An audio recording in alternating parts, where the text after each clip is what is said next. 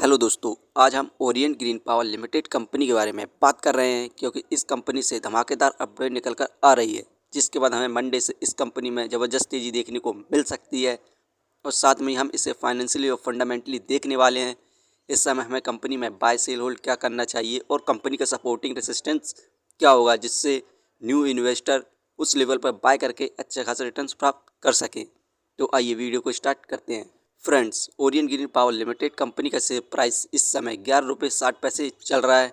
आज के दिन इस कंपनी में हमें ज़बरदस्त गिरावट देखने को मिली 3.09% की। इस कंपनी का शेयर प्राइस 11 रुपये 98 पैसे पर स्टार्ट हुआ था। वहीं पर एक साल में हमें लगातार गिरावट देखने को मिल रही है। एक साल के अंदर इस कंपनी के यहाँ पर 31.88% गिरावट हो चुकी है। एक साल पहले इस कंपनी का शेयर प्राइस 17 रुपये 3 पैसे था। बात करें इस कंपनी के सपोर्टिंग रेसिस्टेंस की, जो कि 11 रुपये 25 पैसे है। इस लेवल पर न्यू इन्वेस्टर बाय करके अच्छे खासे रिटर्न्स प्राप्त कर सकते हैं, लेकिन अब इस कंपनी का शेयर प्राइस इस लेवल पर नहीं जाएगा।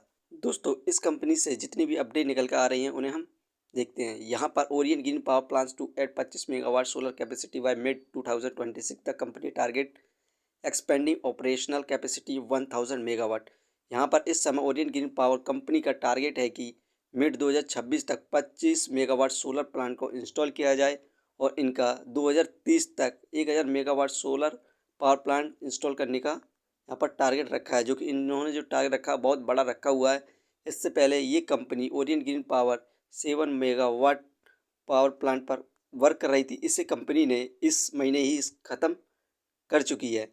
यहाँ पर इस कंपनी का जो क्वाड्रेंट का रिजल्ट आया था उसकी हम परफॉर्मेंस की बात करें तो यहाँ पर नेट सेल 131.01 करोड़ की है, जबकि पिछले साल इस कंपनी की नेट सेल 124.04 करोड़ थी। इंक्रीमेंट देखने को मिला था हमें 5.62% का। नेट प्रॉफिट 80.86 करोड़ हुआ सितंबर में।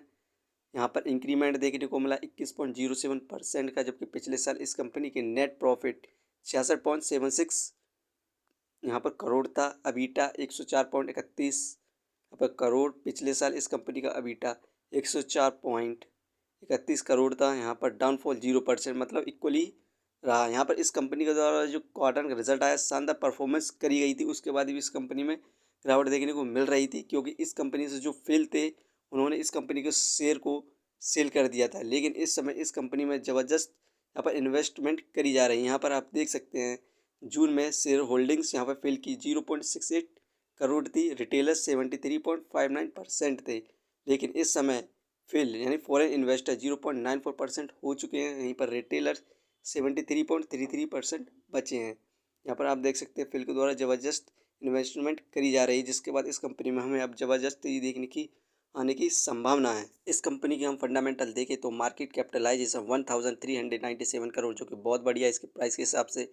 डेप्थ ऑफ इक्विटी 0.41, इस कंपनी पर डेप्थ है, लेकिन ये कंपनी क्वार्टरली प्रॉफिट गेन कर रही है और अपने डेप्थ को रेगुलर कम करती जा रही है। रिटर्न ऑफ इक्विटी 4.68%, ये हमें पर ईयर लगभग 5% के रिटर्न्स प्रोवाइड कर रही है, क्योंकि इस कंपनी में हमें एक साल से गिरावट देखने को मिल रही है।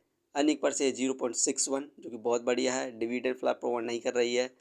बुक वैल्यू 10.15, ये शेयर इस समय बुक वैल्यू के पास ही ट्रेड करता हुआ दिखाई दे रहा है और इस समय ये बेस्ट टाइम है फॉर इन्वेस्टमेंट के लिए। Face value 10। यदि फ्यूचर में इस कंपनी का शेयर प्राइस 100 को क्रॉस करता है तो हमें इस कंपनी के द्वारा बोनस स्प्लिट डिविडेंड तीनों देखने को मिलेंगे। इसे हम फाइनेंशियली देखें क्वार्टरली बेसिस पर तो यहाँ पर सितंबर में 66 करोड़ का प्रॉफिट गेन किया था। दिसंबर में लॉस हुआ 22 करोड़ का। मार्च में लॉस हुआ 15 करोड़ का। जून में प्रॉफिट गेन किया 29 करोड़ का। सितंबर में इंक्रीज हुआ प्रॉफिट 81 करोड़ का। यहाँ पर आप देख सकते हैं क्वार्टरली बेस इस कंपनी का जो परफॉर्मेंस है बेटर होता जा रहा है और यहाँ पर ये फाइनेंशियली और फंडामेंटली बेस्ट है।